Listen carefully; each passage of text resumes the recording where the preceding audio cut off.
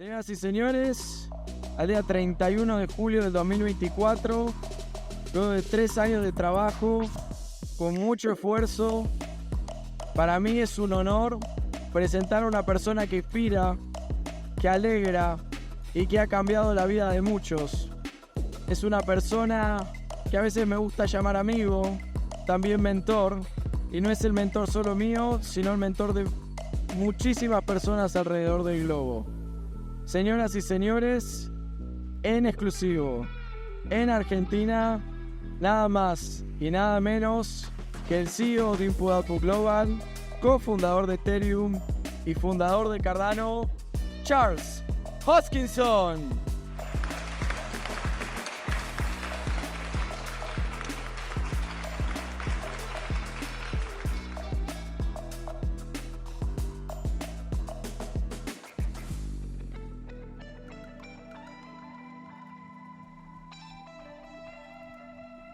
Hi, everybody.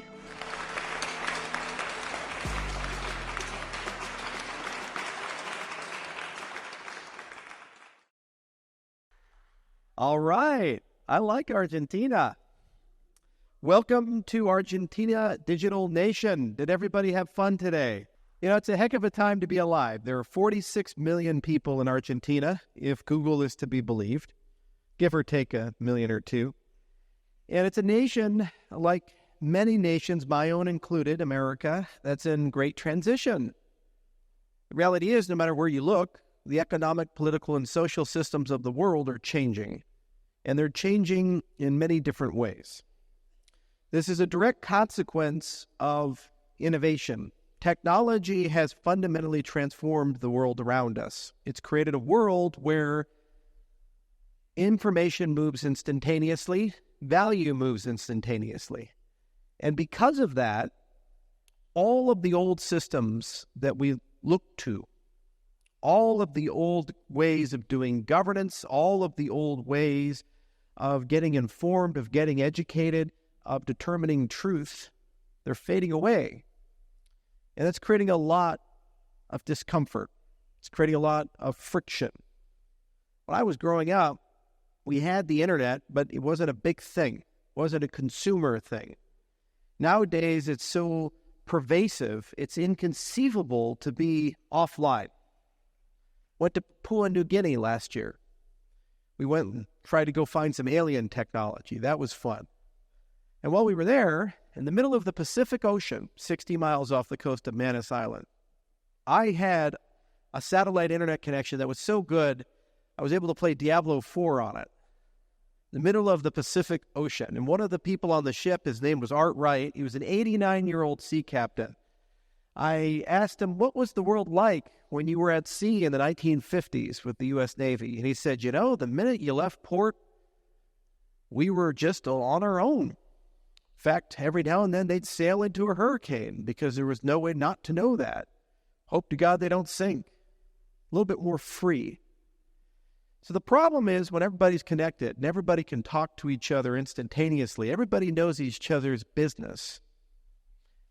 Your governance systems, they start falling apart because they used to be designed with latency in mind. So they gave you the ability, if you misspoke or if something happened, people could talk about it behind closed doors and make a decision of what does that mean for our society. It wasn't too uncommon if a leader would die, like the Pope or a king or a president, for nobody to know about it for a few weeks or a month or two, as everybody got together and said, let's talk about that. There was even an official role in the Catholic Church, still around actually, because they never get rid of anybody. And there's this person in the Vatican, and when the Pope dies, he hits the corpse in the head with a hammer a few times, just to be sure. Wonder how you get that job. So now President Trump gets shot. I'm on my ranch 3 minutes after he's been shot. While standing next to my bison, my phone goes off. I pick it up and I see a picture of him pumping his fist in the air. It's pretty extraordinary when you think about it.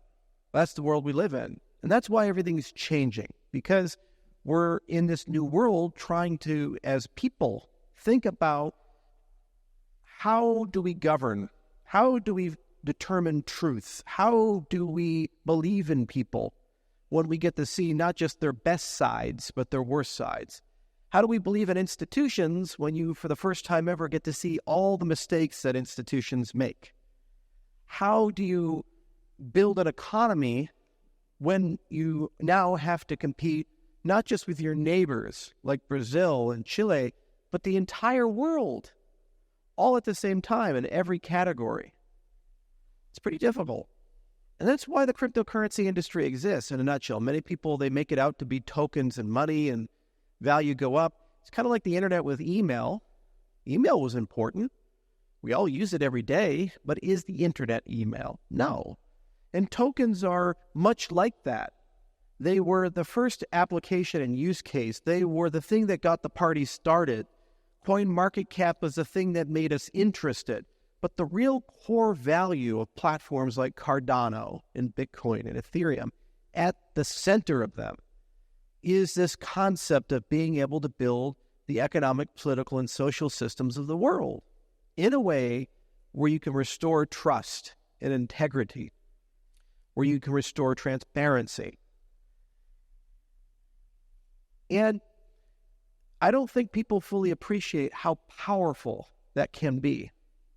Because the thing is, all the trust and integrity and transparency, all these things typically are decided before you're born, and they're a product of a public-private partnership involving large companies and the government that you're born under.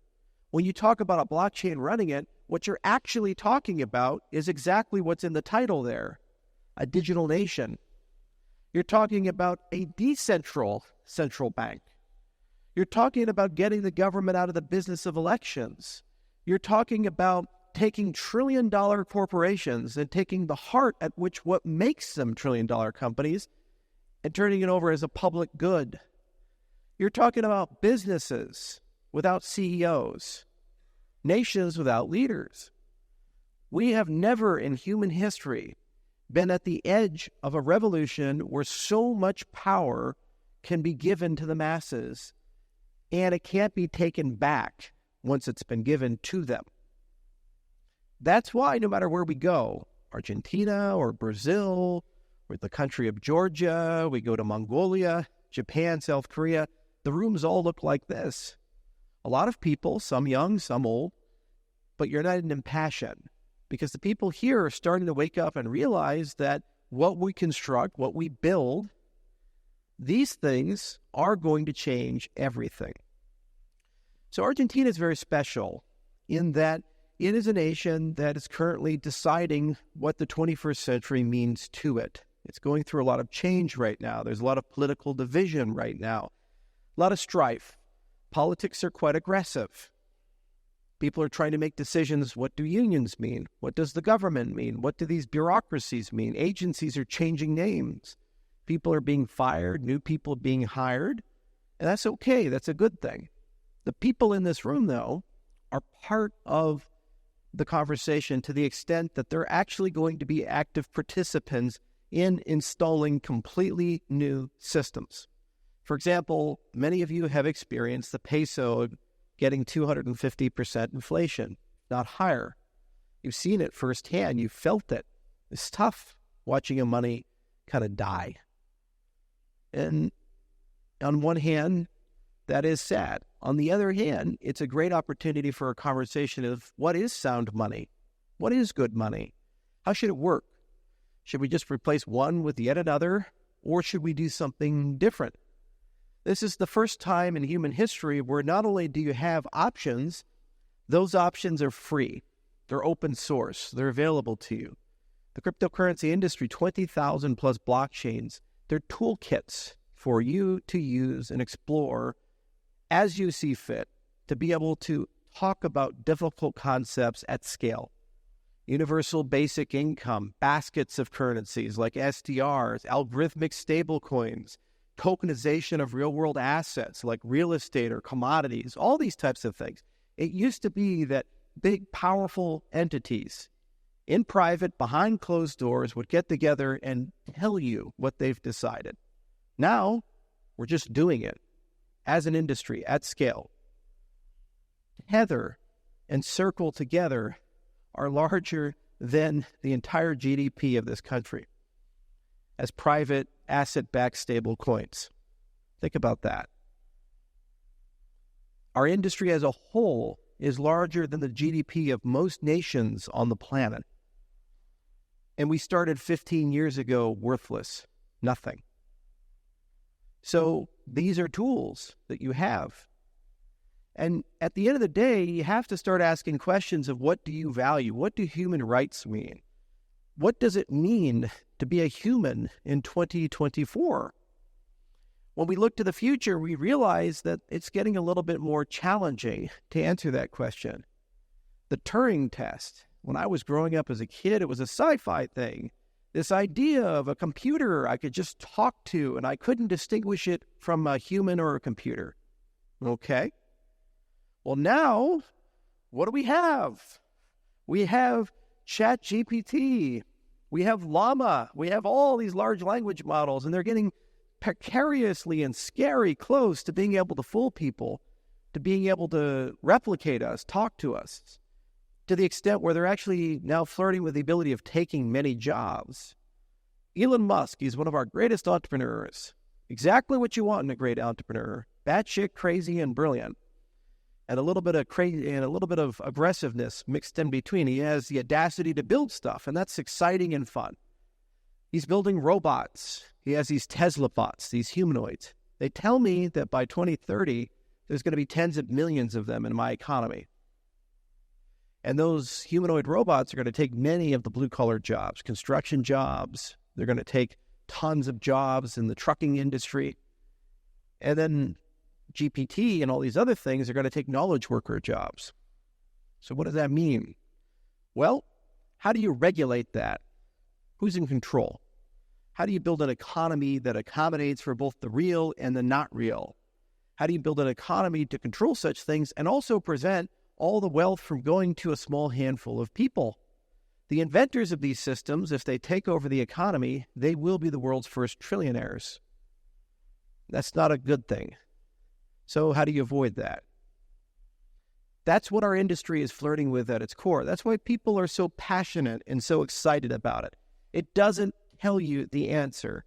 It gives you, for the first time in the world, the ability to discover it for yourself and as a community and come together and figure out a way and approach and have that compete in a global market.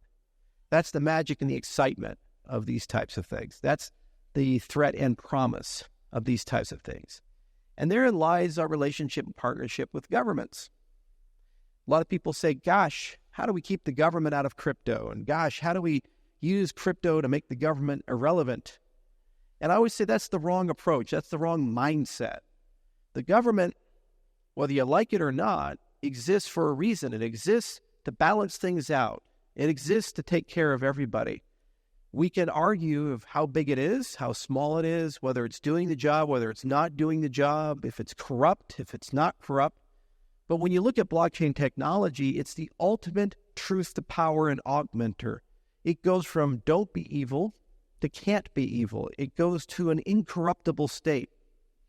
So government is going to conflict with all these things coming in the 21st century, the flow of information, the murkiness of humanity, the rise of robots, and these brand new economics we see. And it has to figure out a way ultimately how to regulate those things and make them fair for everybody. Blockchain is an example of something that we can add into the mix as a third option to ensure that there's a balance between the private industry and the public industry. And that's why you see a lot of government officials coming to events like this, because at the end of the day, they're people too, and they're asking a very basic question: how do we do better than what came before? It's pretty fair. And we as an industry have an obligation to interact with them, to work with them, to educate them, and ultimately to figure out how to solve the problem. Because if we solve it for everybody, solve it for ourselves. And if we solve it well, we solve it for the next few generations. There are a lot of cool things on the horizon too. And one of the big and most important parts of educating yourself about the new world is realizing that these superpowers that we've developed, mean that we don't have to think the old way. There's no greater example of that than digital identity and where that's been going over the last 10 years. We've gone from how do you identify yourself? You pull out a passport, you pull out a driver's license, a state ID card, and then what does it have? It has your picture on it, it has your name on it, it has an address on it, it has all these things on it. Great. So when somebody says, who are you, and you show that to them, you're revealing an enormous amount about yourself, especially if you digitize that and send it online. Breeder documents like driver's license and passports were never originally developed for a global world. They were developed for you and another person talking to each other. And the problem is when you put them in a global world, you end up having billions of dollars of identity theft. You end up having impersonation. In fact, people came up to me in this summit and they said, Charles, you have a very strange Instagram page. And I said, well, that's news to me because I don't have Instagram. It's like 200,000 followers in this Instagram page. I've tried to get rid of it. I actually contacted Facebook over it, and I filed a complaint, and they said, no, that's the real Charles Hoskinson. You're the fake. Can't win.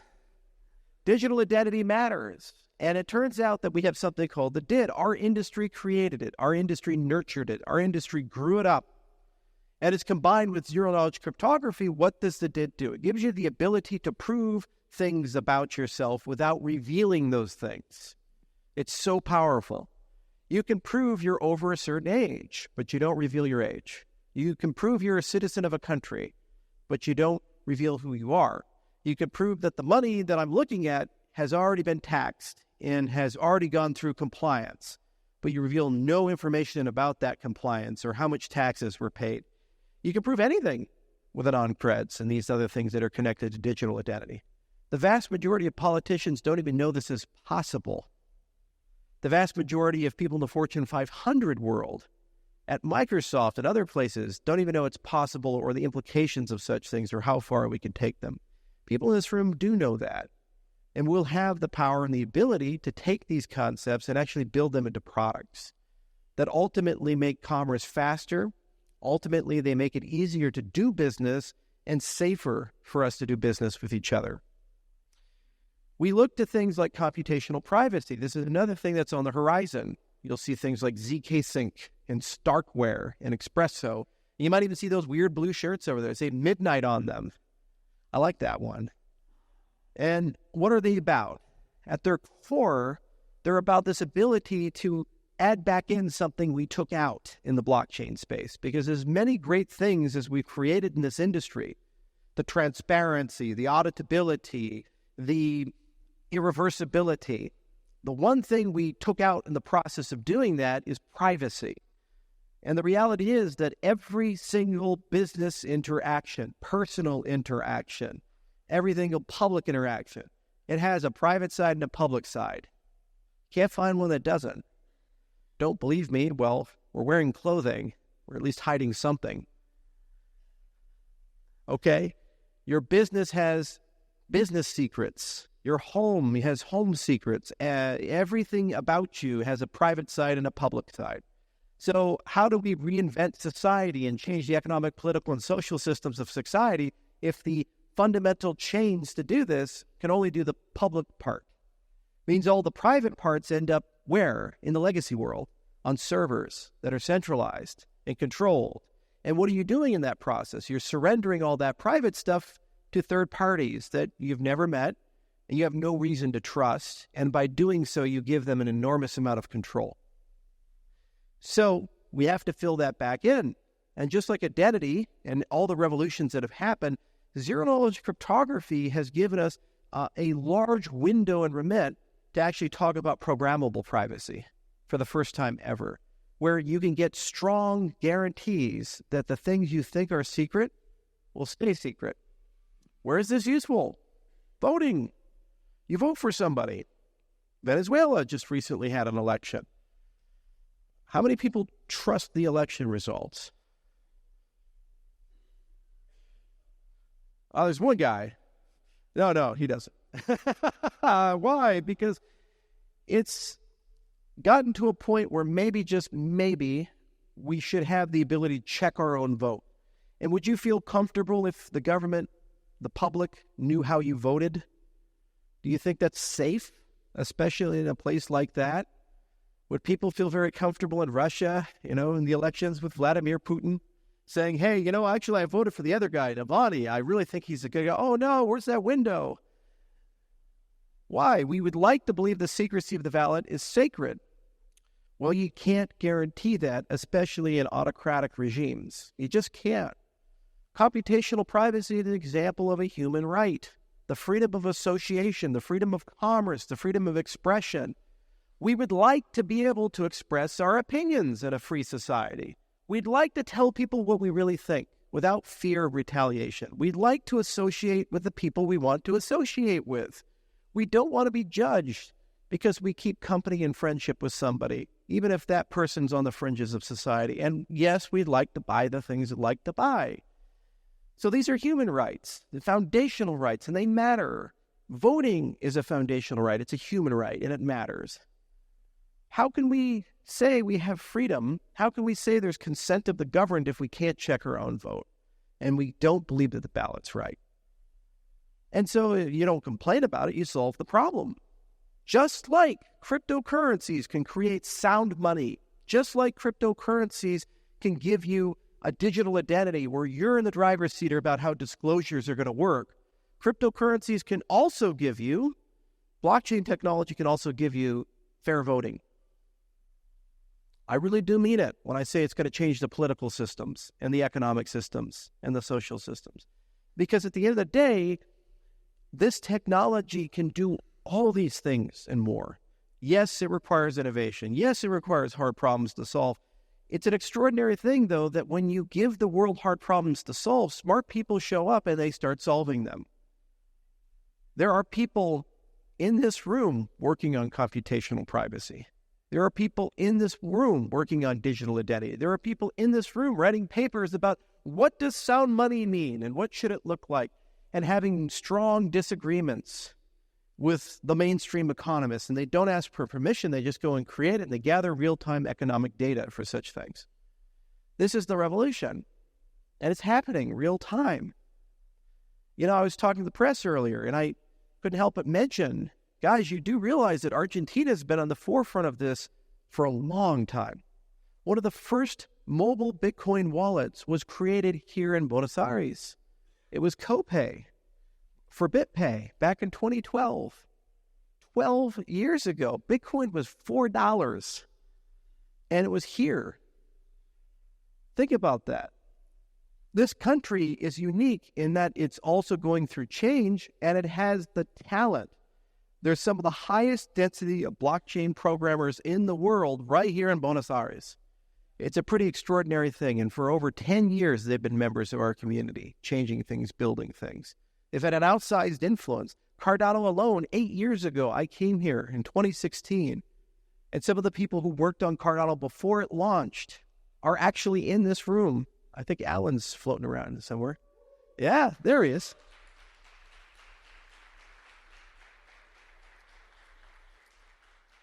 And remember, I was a global citizen. I could have gone anywhere. I had a company in Hong Kong. I lived in Japan. I'm from America.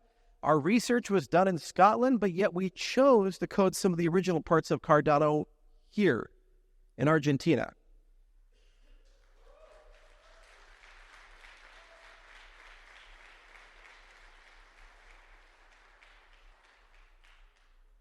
Because apparently people in Argentina do understand the value of sound money. They need it, they want it, and they understand what crypto is really about at its heart. And that's a magical thing. It's one big global community. And what's so impressive about this global community, I go back to problem solving, is just how quickly we're able to articulate and solve challenging problems.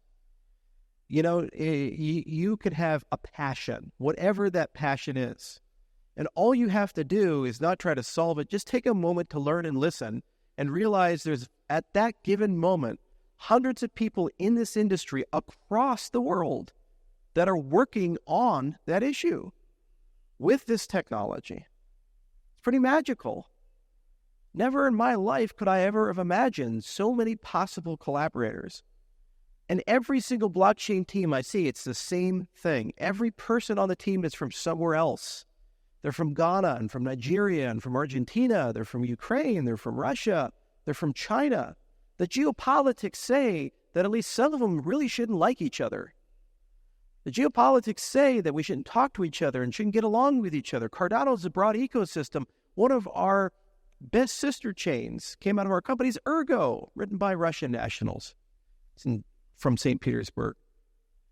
Yet, we set those geopolitics aside because there's something bigger to that. We're humans. We care about the problems. We care about each other, and we learn from each other. Very rapid, very quickly, things happen. I was just actually at an asado on Sunday, and I was talking to an old friend of mine, Diego. He created Rootstock, and, you've known him for a very, very long time. And Diego said, I asked him, what are you working on? He said, well, I really want to do safe bridges with Bitcoin because we have this new big VM thing, and one of the guys I'm working with figured out a way to do it. I said, we actually have to solve that problem for midnight. I was just about to put a team on it. He said, hey, you want to work together? I said, sure.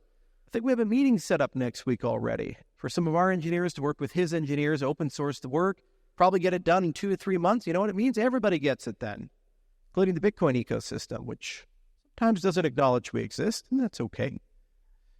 So that's the power of collaboration, and that's another one of the points about changing the economic, political, and social systems. This December, we have a constitution we're writing, and it's an enviable position to be in to try to get people from 100 different countries together, 3 million users who are building this amazing system, and they grow up and view the world in different ways.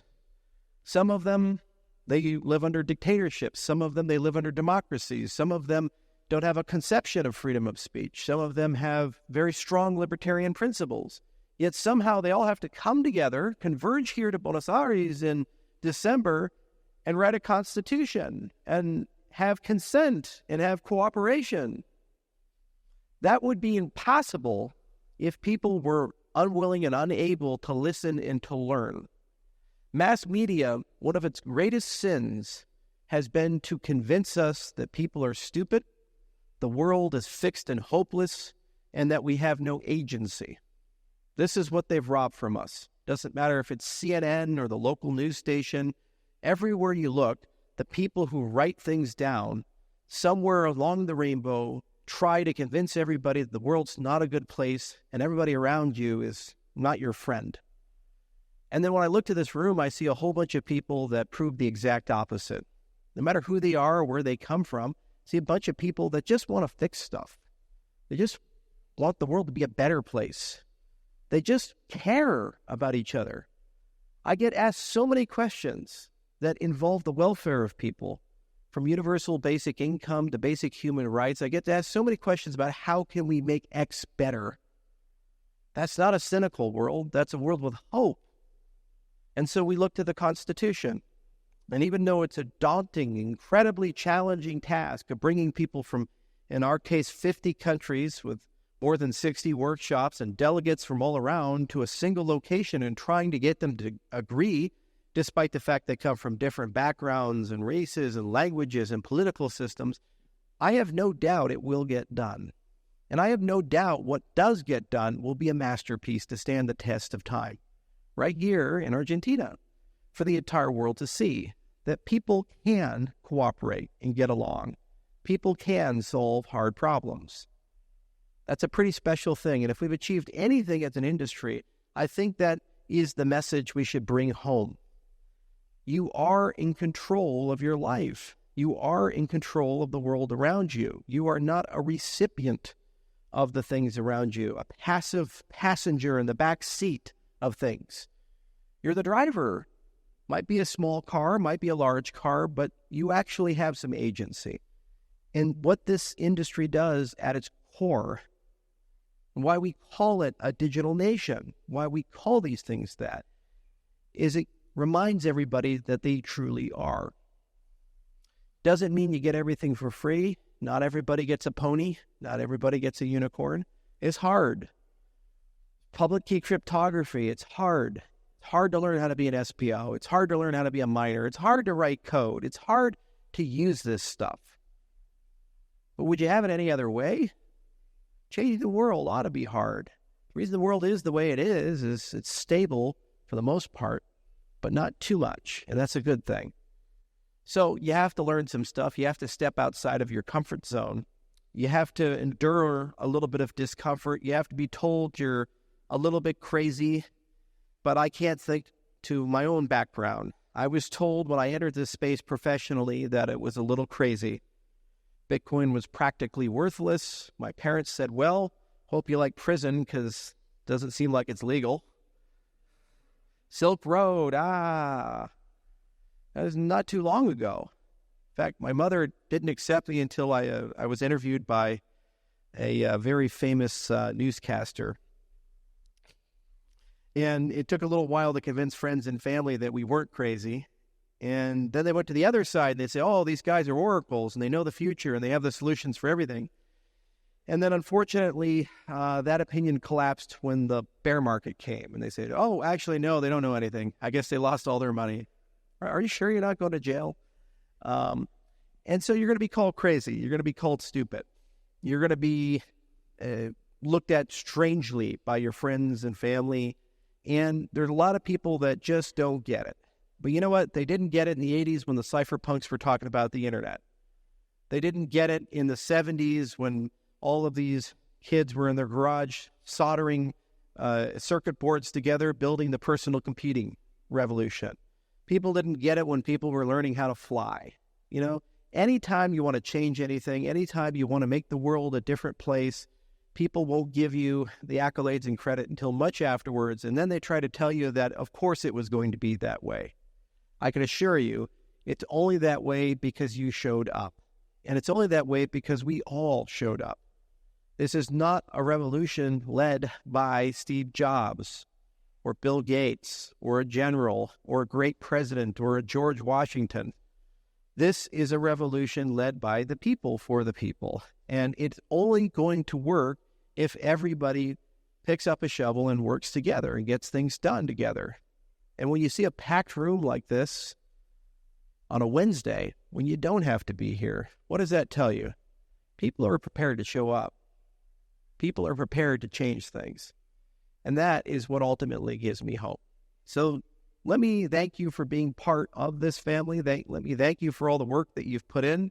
I know many of you are entrepreneurs. Many of you have dApps. Many of you have used many different cryptocurrency ecosystems. It's so incredible that we've gotten this party started. By no means are we done. The next 10 years are going to be the most transformational years in human history. And you know what? I firmly believe over the next 10 years, most of the governments of the world are going to embrace blockchain technology and cryptocurrencies. And most people in the world will own and use blockchain and cryptocurrencies for a variety of different things. And I very firmly believe the direct consequence of that is going to be that for the first time in a long time, we've turned the cynicism into optimism, and then everybody starts working together again. And when we work together, we all do get to go to the moon, literally and figuratively.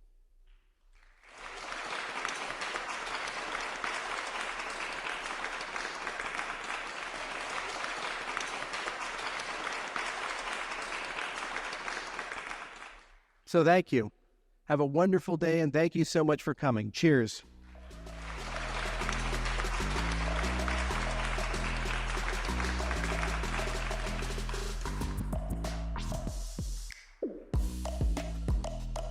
Gracias a todos por venir.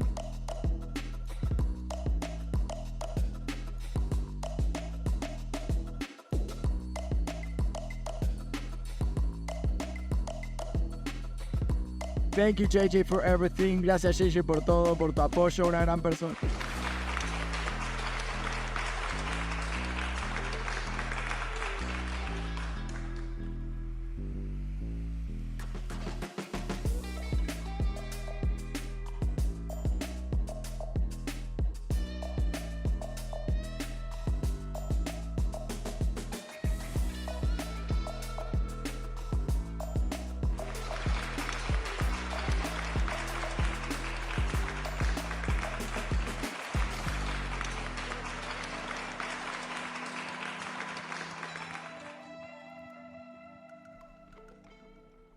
Bueno, a toda la gente maravillosa que está hoy acá, un placer haber compartido este día. Ojalá les hayamos dejado un granito de arena para pensar en estas cosas, todas las cosas que nos presentó Charles, los increíbles oradores y panelistas que estuvieron hoy acá, a toda la gente que nos ayudó. Hay increíble cantidad de voluntarios acá ayudando para que esto sea posible. Como dijo Mauro al principio, 3 años para que este momento ocurra.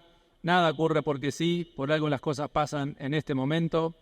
Gracias a los sponsors que nos ayudaron, empezando con Input Output, con Intersect, con Token Allies, con la gente de Bicket, con la gente de Palm, con la gente de TXPipe y todas las organizaciones con y sin fines de lucro que nos ayudaron a difundir, ¿no? Como ahí veo a Lucho de C3, un capo, la Fundación Blockchain Argentina, Cardano Newsletter y bueno, obviamente sobre todo Project Catalyst, motor de innovación que tiene Cardano, a donde presentamos una locura, una idea, que es este evento, y la comunidad lo tomó, lo aprobó, y gracias a eso hoy estamos acá. Gracias a todas y todos por venir. Esperamos que el año que viene podamos otra vez compartir esto. Gracias a toda la gente maravillosa que hizo esto posible, por un futuro y una Argentina mejor. Gracias.